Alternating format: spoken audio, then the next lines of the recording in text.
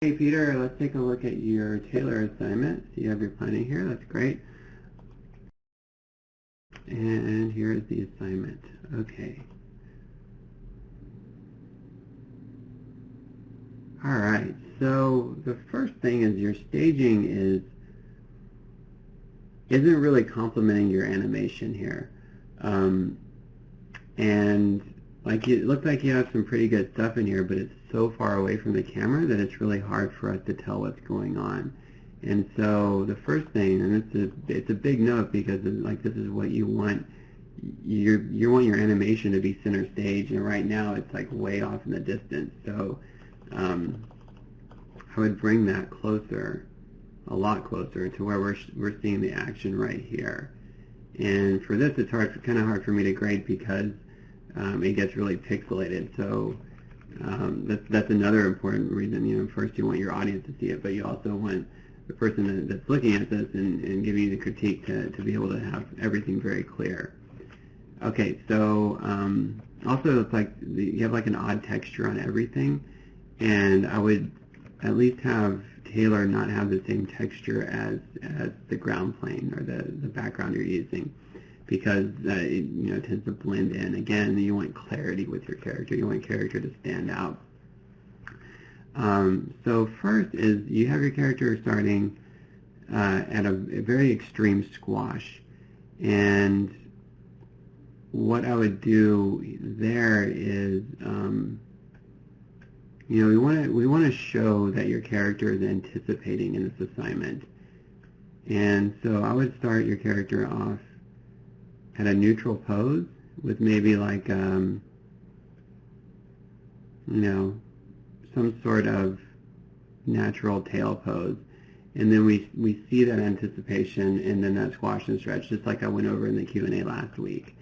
And so we get a sense of like your character is beginning that bounce. And if you start off with a squash, we don't feel that character pushing their weight off the ground. And so then here, this is where we would want that contact frame. Again, basically what I went over in the Q&A today. And then through the jump, like you can continue this line, that's fine. Let's see how that looks. But yeah, the landing is really abrupt there. And so you have a contact in. I think what it really is like that spacing in that first bounce. We could add just like a little bit more exaggeration here. And I would honestly like what would make it a little bit easier for you is maybe bringing this back to neutral. And then as it goes through here, this is neutral too. No squash or stretch. That's what I mean by neutral. No squash or stretch. And then the contact is right before you hit the ground. That's where the stretch is, and that's touching the ground. So it's not like easing into that contact. It's going there, and then that squash. Again, a bit too extreme on that squash. And then stretching out here, you would want that contact there on the ground, like it's pushing off the ground there. So right now it's like you have the right amount of frames, but where things are happening and how they're happening, it feels a little odd. And then yeah, this switch over with like this extreme stretch and then flipping over into that extreme squash, it's also kind of taking away from your arc. So it looks like your character is like doing a jump like that, where we want that jump to be a lot more, well, like this. We want to see that arc there.